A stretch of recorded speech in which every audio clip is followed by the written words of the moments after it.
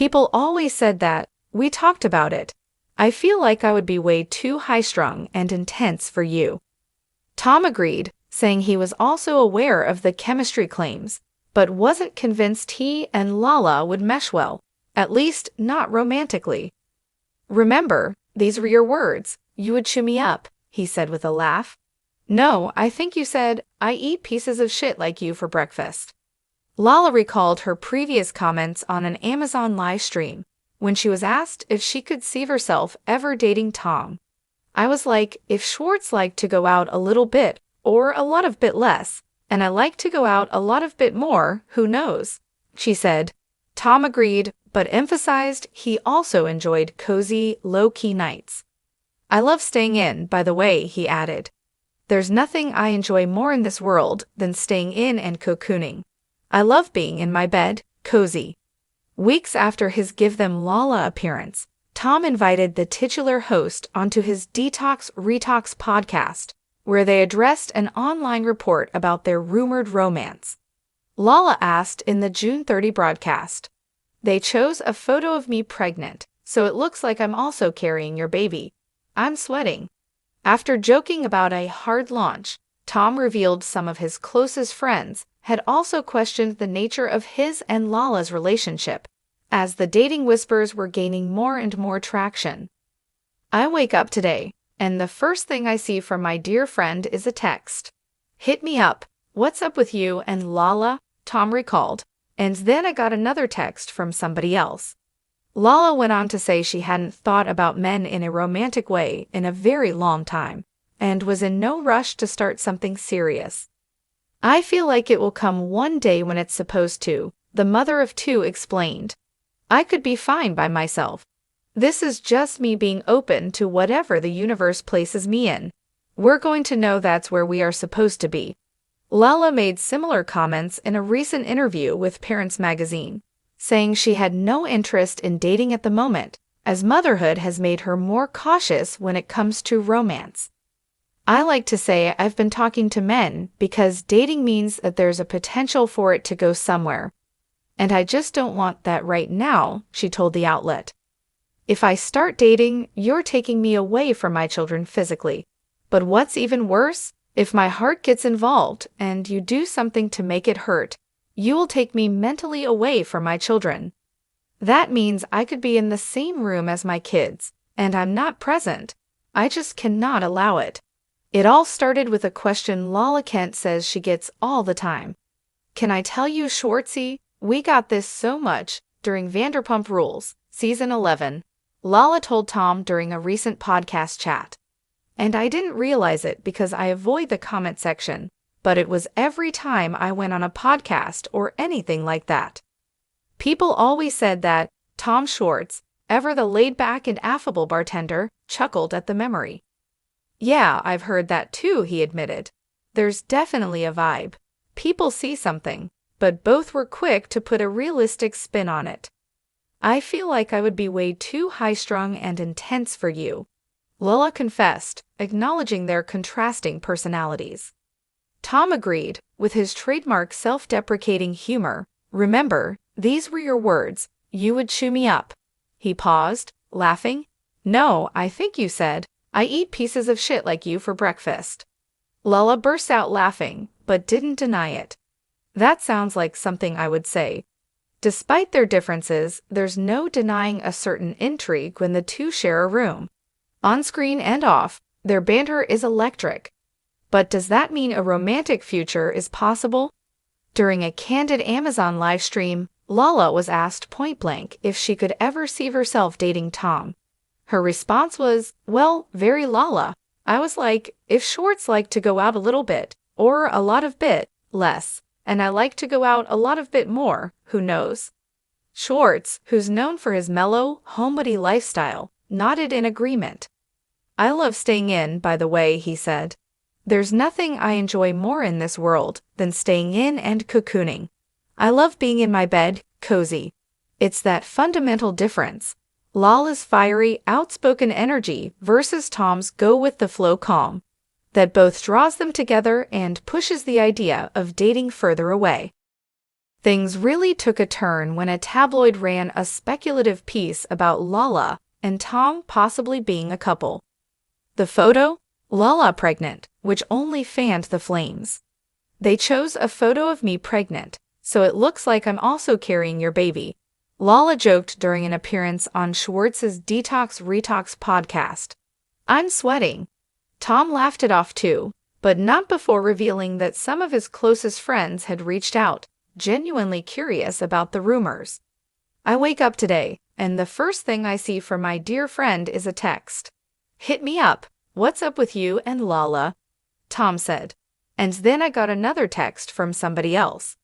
Both agreed the gossip had reached ridiculous levels, but neither outright slammed the door on the idea of dating one another someday. It's just funny, Lala said. But also, I'm in a place where I'm just open to whatever happens. Like, if the universe sends me somewhere, I'll go. While the teasing and chemistry are fun to watch, Lala Kent has made it clear she isn't looking for a relationship right now, and for good reason. In a recent Parents Magazine interview, the reality star explained how motherhood has reshaped her priorities. I like to say I've been talking to men because dating means that there's a potential for it to go somewhere, and I just don't want that right now, she said. As a mother of two, Lala is fiercely protective of her time and emotional energy. If I start dating, you're taking me away from my children physically. But what's even worse? If my heart gets involved and you do something to make it hurt, you will take me mentally away from my children. That means I could be in the same room as my kids, and I'm not present. I just cannot allow it. Her honesty resonated deeply with fans, many of whom praised her for putting her children first. In an industry where drama often takes center stage, Lala's commitment to emotional stability stands out. Tom Schwartz, meanwhile, has been on his own journey of healing. After his very public split from Katie Maloney, Schwartz has kept a low profile when it comes to serious dating. Right now, I'm really focused on myself, he shared on a recent episode of Detox Retox. And honestly, I'm enjoying the simplicity of life. I love just being in my space, spending time with my dogs, cooking, and recharging. Though often portrayed as the soft-spoken sidekick on Vanderpump Rules, Tom has shown remarkable self-awareness in recent years. He knows what works for him, and more importantly, what doesn't. I'm not chasing anything right now, he added.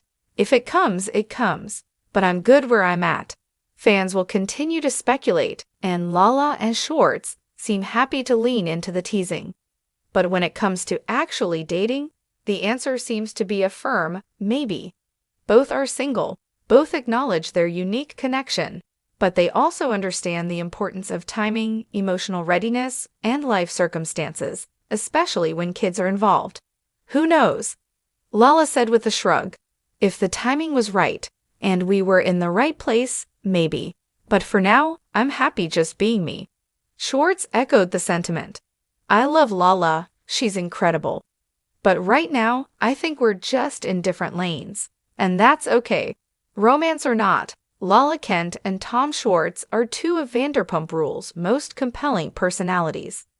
Their dynamic, whether playful, philosophical, or just plain funny, keeps fans invested in more than just the usual drama. They represent two people learning to grow, reflect, and move forward in life after heartbreak, public scrutiny, and personal reinvention. Could they be soulmates in disguise, or are they simply two friends who light up a room together? Only time will tell. But as Schwartz might say, let's just surprise Brittany Cartwright with a very special title. Weeks after giving birth to her daughter, Kaya Lily Broderick, the Valley mom revealed she had listed Brittany as her baby's emergency contact. We were in our pediatrician's office, and Brittany is our emergency contact in California, Kristen told Us Weekly. I told her that, actually. I was like, so I didn't ask you ahead of time, but you're Kaya's emergency contact. She loves it. Kristen and her fiancé, Luke Broderick, welcomed their baby girl on June 11 and have spent the past several weeks adapting to life as first-time parents. Although the experience can be daunting for many people, Kristen said she and Luke have received a ton of support from their castmates, many of whom have been parents for years. The Valley cast member said her newborn has already met Brittany and Cruz Kachi, the 4-year-old son Brittany shares with her estranged husband, Jax Taylor.